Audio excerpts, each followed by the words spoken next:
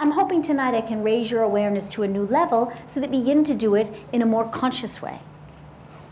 So what we're talking about here is stepping into the other person's perspective, recognizing that they're thinking, why do I care? And making sure that what we say answers that question. Lets that person know there's a reason why you care. There's a reason why you should care about what I'm suggesting to you or asking you to help me with. There is a reason why it matters to you.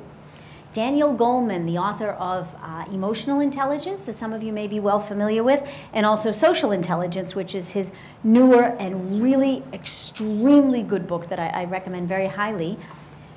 Dr. Goleman says, all communication requires that what matters to the sender must also matter to the receiver.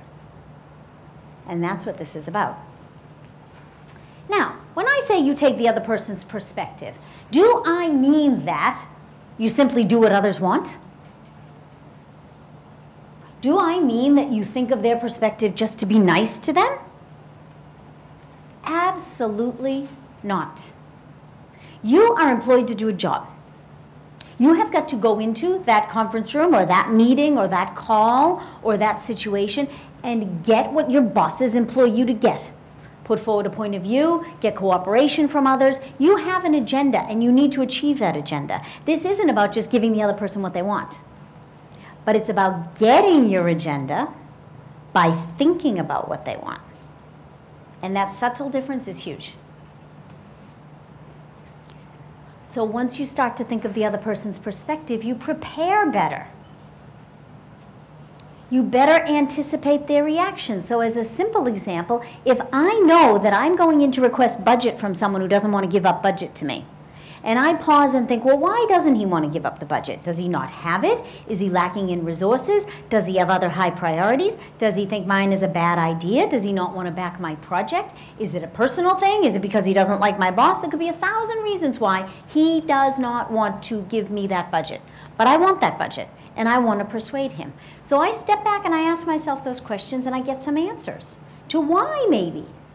And I start to play with that data, and I start to think about what's really important to him. And all of a sudden, I'm coming up with a strategy that's addressing what's in his mind. So if I think the main thing in his mind is that he's doubting whether my project could even work, then I know in my discussion with him or my presentation, I've got to start by showing him how it will work. Because if I don't convince him of that, there's no way he's going to part with the money. But on the other hand, if I know that the reason that he doesn't want to give the funding to me is because he's so keen on some other project, maybe I need to think about whether there's any tie-in. Could my project support that project?